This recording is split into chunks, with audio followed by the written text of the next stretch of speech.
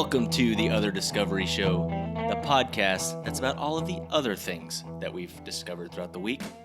I'm Kirk. And I'm Zach. And I found an article today that talks about Argentina's robbery of the century. Robbery of the century. I like it already. There's so many layers to this story. There was this robbery that occurred at a bank. There's 4 suspects that are on trial right now in regards to this robbery. They stole $8 million in valuables and cash, and then they escaped on a boat despite being surrounded by over 200 police. I'm not sure about the context to how they got away with all of that other stuff. Were the police on land? That's what it was. Oh, no, they're in the water. We can't get them. If only we had boats. Foiled again by water. But this is the part that I love. During the robbery, robbers ordered pizza, soft drinks for the hostages. They sang happy birthday to a female lawyer that it was her birthday, and they left behind toy guns. The robbers also left a whimsical note saying that they stole just money, not love. Wait. So did they rob with toy guns? Is that what that's saying? Like they used fake guns to commit an $8 million robbery. Yeah. I'm liking it so far. I'm really liking it. And it's a crazy story. We'll have the link in the show notes. There's witnesses that are including bank officials, employees, hostages, police, crime technicians, and experts. And of course, they've pleaded innocent of all the charges because they're like, they were fake guns. That will not hold up. I don't think that'll hold up. They took jewelry, precious stones, and metals from safety deposit boxes and then forced the bank's manager and head teller to open the main vault and stole Argentine pesos and U.S. dollars. Yeah, I think there's literally like laws specifically about robbing banks so that you can't loophole it by saying it wasn't armed robbery, I was lying. You know, because if you walk into a bank and say, I have a gun, give me all the money, they will, but you just committed armed robbery. Mm-hmm. And they didn't want it to be like, oh, I didn't actually have a gun, though. I think it's, you can't loophole that. You can't get out. So, yeah, that's wild. And wait, so they did catch him, though? Because they did catch him. Just not at the time. Just not at the time. They escaped for a while. So I was watching, I can't remember what video I was watching. We watch music videos a lot. And I think it might have been Ben Folds. And I was just amazed. I always loved piano singer-songwriters. And then I started to think about what a piano is. Like what it actually is. It's literally a bunch of hammers hitting strings inside of it. And you push buttons to make the hammer hit the string. So it's I remember learning that as a kid and it was blowing my mind. Yeah, it's a mix of like a percussion instrument and a stringed instrument and it's its own thing. And I was like, how do you start to develop this instrument? How do you make a piano? How do you ever get there? And so I literally just looked it up and I thought it was interesting. Yeah, I don't think I've ever. Because it's just. It looks like a harp laying down inside a box. Yes. And I mean, that is the thing. It was very iterative. So that's what I figured out is essentially it wasn't, we had anything like this and then we had a piano. There was a bunch of innovations that got to where it is, but it started out with essentially, there was a bunch of stringed instruments called like dulcimers and. For like since medieval time, there was stringed instruments that you could hammer, essentially hit stringed instruments. And so that was where the beginning of it was just those stringed instruments. And then people started trying to think, how can we like automate the hammering part of it? And so you had, I think it was clavichord or something. There was a couple random different instruments that tried to do this. That tried to have keys and things like that. They tried to figure out a way to start making a piano, but it wasn't until the 1700s that it got close to what it is today. It was in Italy, and it was originally called the forte piano. And I think it wasn't as hard of a name at the time. It was more just kind of like they were just generally calling it. It wasn't he made up this specific name. But we use it a lot now because it separates what like a modern piano is from this type of piano. And so it was not anywhere near sophisticated. I think that it was much more muted as far as the sound and everything, but it kind of looks like a piano. It was the beginnings of a piano. And one of the main things that was, I guess, really, innovative at the time was that you could adjust how hard you were hammering. You know, you could, based on how hard you were touching the key, it would affect how much sound was coming out. And that was new for the time. That was a special thing. And there was a couple interesting things here, and that we don't know for sure who invented the piano. We have this idea of the 1700s and this guy that we think invented the piano because there was pianos there. You know, he had some in his inventory, and we know that. And then after that, he got kind of popular because somebody wrote a piece about this. They wrote a piece about, here's this crazy piano, and it can be the future of music and things like that. And so people started paying attention to it. He showed this to Bach, and Bach did not like it. Which is funny. That's because ironic. Because he became later proficient at the piano. Well, probably always was. Yeah, he did sing Piano Man. Wasn't he the original writer of that? Yeah. Yeah, so he didn't like it, but neither did Mozart. And Mozart was one of the people he was one of the era changes. So there was forte piano, and then it switched to Mozart era piano, and then there's modern pianos. And so Mozart brought in a lot more innovation on essentially making the sound richer and stronger. I think that's also when they came up with the sustain pedal, so that you could hold a note for a really long time. But yeah, basically there's been a bunch of different innovations on something that was, just like you said, they kind of took the idea of a harp and figured out how they could have buttons that hit the harp strings for them. They should have just called it a button harp. I kind of like button harp. Although that sounds like an electronic harp, which I'm not convinced that wouldn't work. Button harp. Just instead of I'm just gonna start up and down, pianos. it's just like a line. It's like a keytar that just goes in one direction. I'll start calling pianos button harps from now on. You should call them button harps. Everyone look at me like I'm a really special person. Yeah, they probably would. They'd be like, that reference is weird and lost on me. But we did get a new call this week that we want to share with everybody. And it is from our special PDS movie correspondent. Our esteemed in-the-field correspondent for movies and now TV shows. And all things. Yeah, his name is Keith. And so we're about to play you some of that. Hey, boys, what's up? It is KG, your movie correspondent, who, much like the rest of the world, apparently doesn't know how to keep track of time or anything, or dates or anything, because it's been a long time since I called in for you guys. And, I figured I'd go ahead and give you a call now and just see how you guys are doing. Also, obviously not a lot of new movies coming to theaters. I did see the new Trolls movie, like a lot of people did. It's what it is, Trolls. They sing. If you're into that, you're into that. I've been rewatching a lot of older things. Recently watched Tom Hanks' classic Big, so I'll recommend that to people. I also recommend Bill and Ted's Excellent Adventure. Probably going to watch Bogus Journey here in the next couple days as well. A lot of people, though, I know I'm supposed to be the movie correspondent, but if you don't mind, I'll dip in here and just let you know, a lot of good TV out there. I recommend a few things. I think you guys will like Letterkenny. It's over on Hulu. That's a very funny Canadian show. Schitt's Creek over on Netflix is very funny. I think you guys will dig that as well.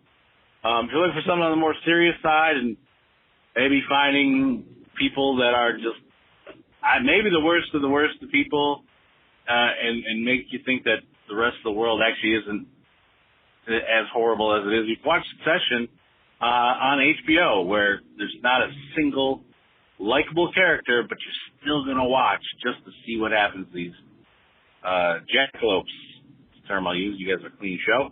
Anyway, movie/TV correspondent. Sorry I haven't called in sooner. Keep up the good work on the YouTube and everything, and talk to you guys later. Bye.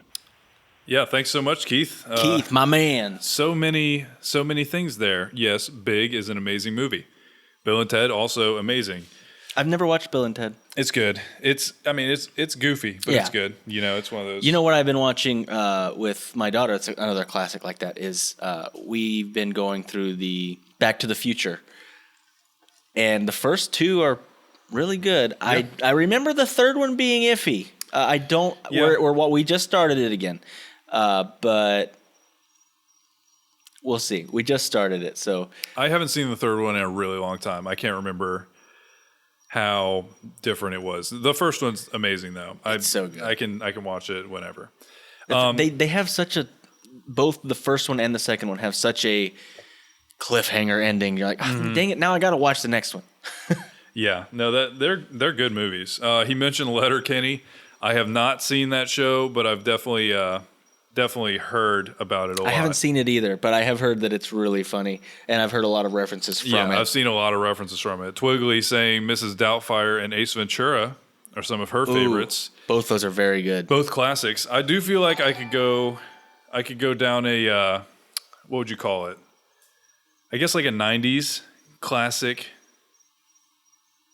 journey, get into the Jim Carrey classics, because how many times do you think we watched Dumb and Dumber when we were in high school?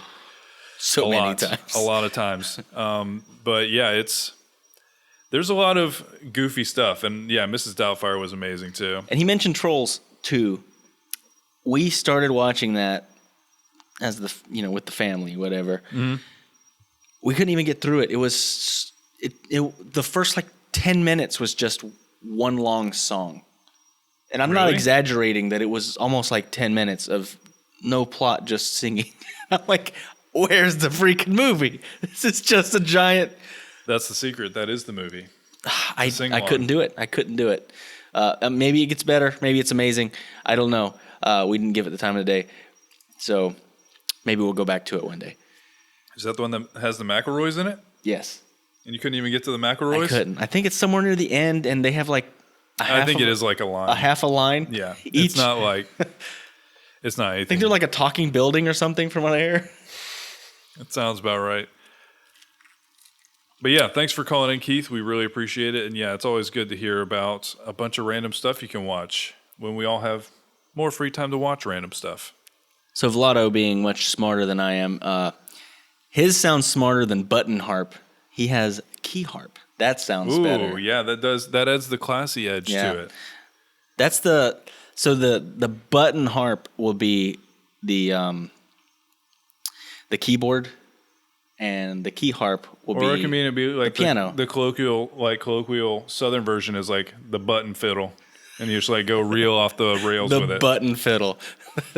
That sounds like a different thing. It sounds like I won't riff on that. You know what it sounds like. It sounds like something. Oh man. So I saw something. I don't know how we ended up getting. We need a jingle for our Algae beat, because apparently every week we're talking about Algae again. But I couldn't help it. Seems that way. It seems more often. This is such a good discovery, and you have to find the pictures. You have to click on the link in the show notes because the pictures are amazing.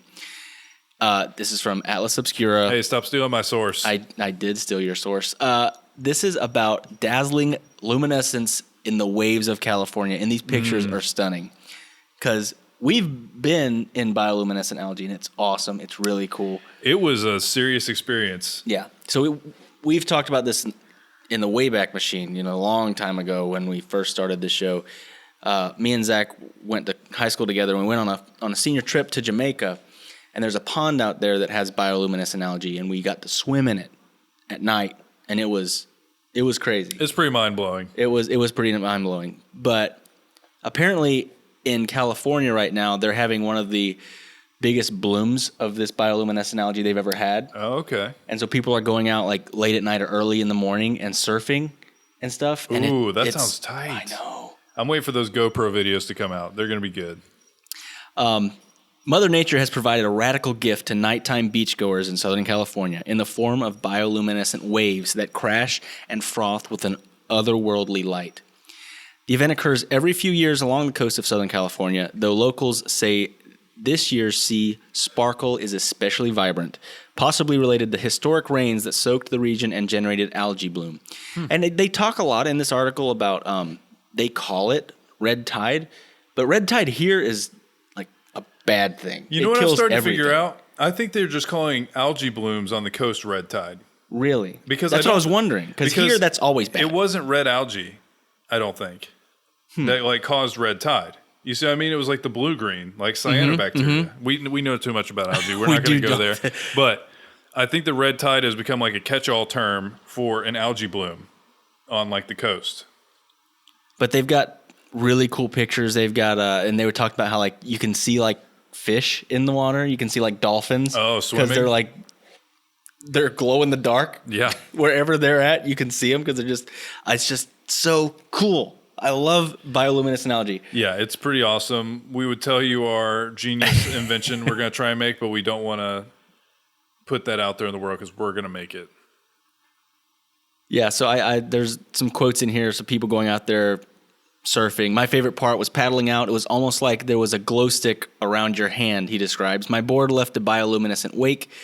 There were a few others of us out there, and everyone was giggling. Grown men shouting, "This is so cool," and splashing around like kids in a bathtub. That is exactly our experience. And actually, we had Twiggly asked, "What is red tide?" So in Florida, this was a huge thing for us last year. It usually comes down to runoff, which is probably why they're saying that was rain-based, because you have runoff that takes fertilizers off of the land and into the water. And all algae is a microscopic plant. And, I mean, I'll get yelled at by scientists, but that's, to make it simple, that's what it is.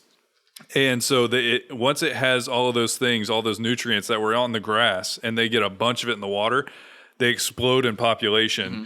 And some of the types of algae are harmful to humans and dogs especially. Like those, a lot of the red tide blooms, especially that we had in Florida, it's very, very toxic to dogs.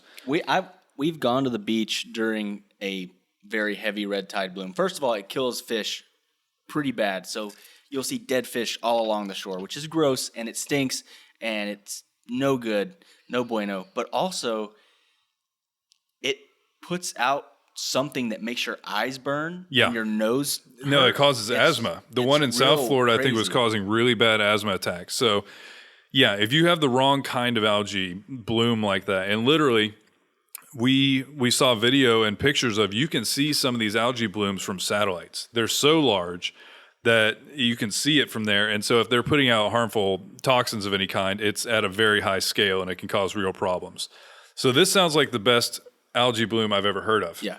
I think that this is pictures from space of an algae bloom, bioluminescent algae bloom. It looks accurate because that's what they looked like. Because this is from the ocean and it's beautiful. Yeah, it looks like a painting. It's amazing. So yeah, that was one of my discoveries this week. More algae. More algae. More algae. We're always discovering more about algae, but it's very diverse. Algae is very diverse. Okay, so this week I discovered Finley. Ron Finley? Yes. That's okay. I told him Ron Finley to put on the list of topics, and that's his impression he did. Ron Finley is from South Central LA, and his nickname is the Gangster Gardener. And I found this one kind of funny. Have you ever been watching YouTube and you get one of those masterclass videos popping up? Yes. It was his masterclass. So Ron Finley does a masterclass, but he started talking and he got me because he was talking about essentially just like gardening and making compost. And then he mentioned guerrilla gardening. And he started talking about all this stuff. I was like, is that where you garden with gorillas? Yeah, it's just you grow gorillas in your backyard. Oh, I didn't know you could grow them. Yeah, like I mean, that. that's all it is. It's pretty simple, actually, when you break it down. No, but I looked him up, and he is a really awesome guy. So he started out with an LA-based fashion line that ended up being very popular with professional athletes. But then in 2010, he took what I think they call them raceways, or I can't remember. I'll see if I can find it. Parkways. So the distance between the sidewalk to the street in LA is called the parkway. And so what he did is he planted a garden in front of his. And he essentially just tried to make a food forest on a small piece of land. And he ended up getting in trouble with the police because I think the city owns any parkways. I don't think it's something that you're supposed to be able to just do whatever you want to with. But he did. And then I also found that he had a TED Talk. where he talks about guerrilla gardening is what he calls it. But I thought that as long as you paid taxes, you own anything the government owns. Isn't that how it works? Yeah, it's why we all own the library, and you can go in there and be like, "Give me a steak," and they will. No, you can't. Like, no, they. Sounds like the awesomest library ever. Yeah, I mean, have you not gone to the steak library? It's sick. You just rent it. You have to give it back, but it's nice while you have it. So his entire premise is in South Central LA, there is health problems and there is no ability to get fresh produce. And he thinks that that's causing like generational health problems. And like he says, like you can see like new dialysis places popping up all the time. And like people are hawking used rascals and stuff. There's like used rascal dealerships just because everybody's getting more and more unhealthy. And he was talking about his neighborhood specifically in most of this. But his premise is if you make more food available, then you can start to change the patterns there. And so he literally just started taking essentially like the curb between the sidewalk and the road and planting food forests all over the place. He would go and just put a garden there and anybody could go get food from it. It was just open use garden. And somebody reported him, or he got in trouble somehow because you're not supposed to just do whatever you want there. And they're probably trying to avoid setting a precedent of like, do whatever you want. Yeah. But at some point you have to use like common sense and like, it's not like he's doing something destructive. He's doing something extremely beneficial. And he ended up getting some people like on his side, and obviously like culturally and like for general people in social media, they're going to be very on board for this. Yeah. But he essentially talked about, if you look at just the parkways in his area in LA, it is like 10 central parks that you could plant food on that is literally unused and a lot of times like patches of dirt. And so his entire premise is go put a garden where you want. Go just do that. Okay, so I was kidding earlier, but now I know what you mean by guerrilla farming. Yeah, it wasn't actual guerrilla.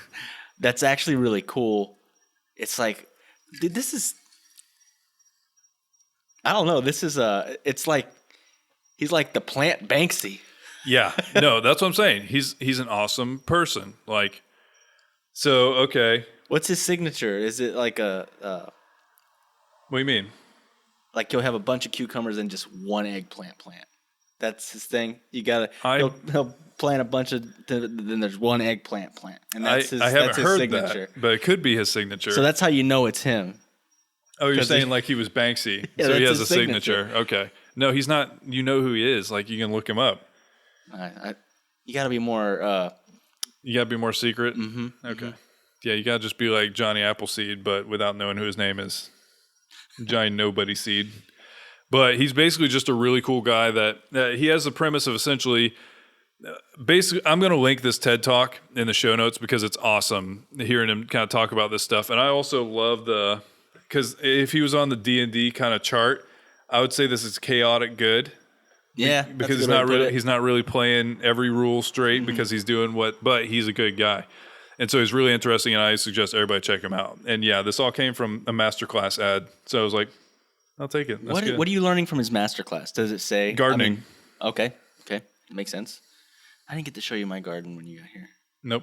Well, the last discovery of the week is our band of the week. And these guys are from Seattle, Washington. I talked to them a little bit ago. They just put out a new record. I found them before. I don't even think they were dropping singles for this record yet. And I immediately liked their style of music. They've done some live stuff. They're really fun guys to talk to. I did an episode of Creators Cove with them. And their new album is called This Front Room. And the song I'm going to recommend is Day Drunk, because I think it's something that in quarantine we all understand. I don't know what you're talking about. Yeah, nobody. I don't either. I'm making that up. I was basically saying it to try and be relatable. No, but if you have any discoveries this week, we have the Podcast Discovery Club, where we just post all of our discoveries and everybody else in there too. It's a really great community, and we're learning all kinds of new stuff all the time. Mm-hmm. We have a Twitter that all the Twitters we put our shows out on, and you will know when we're going live. I will say, we have so many tweets. Like, we do lots of tweets. I saw that the other day. Yeah, we do lots of tweetings. A lot of the tweetings. We do a lot of the tweetings. A lot of bonus discoveries. Stuff that's too short maybe for us to talk about, or maybe we just didn't want to try and stretch it into a topic like we've done many times before. I am proud of our socials because we put a lot of effort into them. It's not just, hey, we got a new show out. Yeah. Listen to this. No, we put a lot of other stuff out there. We want to continue the discussion and make the discoveries go on throughout the week. So, follow us on all of those things, learn some new stuff, and tell us about the things that you've learned. And then, we have a Twitch channel. We do. We've started to play some more video games together, and we're getting a pretty good schedule. So, did you land on your day yet? I mean, last week I did Sunday, and it was terrible. I had a bad time. He picked a game he'd never played before. That was a mistake. I would recommend not doing that unless you are really sure it's going to be easy. And I did Wednesday night, so I think maybe Sunday, Wednesday, and of course Fridays when we do this. I did something that I had thought about doing, and I didn't know if it was going to be really good or real bad.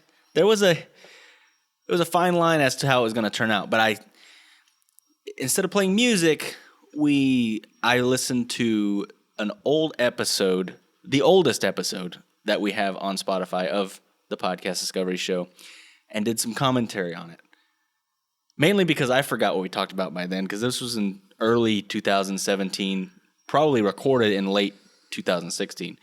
And it was fun. It was an interesting discussion, and it was fun to relive those things in my brain, because there's a lot of things you forget. There's something about recording a podcast that immediately after you record it, you completely forget about what you talked about. 100%. And it's mostly because, obviously, if anybody actually thought we were scripted, we would have to be genius actors to be this, to be this incompetent at reading a script. It would be next level acting, office level acting of just awkward for a very direct reason. Yeah. But no, it's not scripted, so I don't always even remember what everybody was talking about. Yeah. So we're basically just having a conversation, and we want you to be a part of the conversation. So we have a bunch of ways for you to get in touch, and we hope that you do. And without anything else, this is Day Drunk by Racoma. Thanks for listening. Bye, guys. See you next week. Look away. No, it's more than I've opted for. Who am I to say this time? I'm out of my goddamn mind.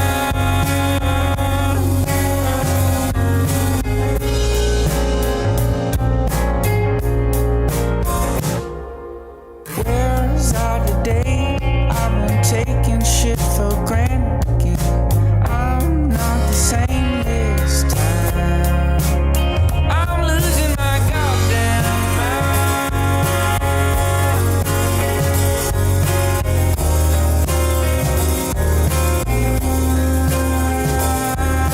Sweet on it now. I'm just trying to be a better man. I'm done fucking with who I am.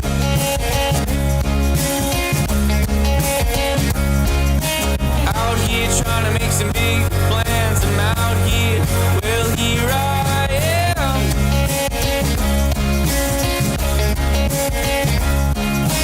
I'm just trying to be a better man. Well, I am.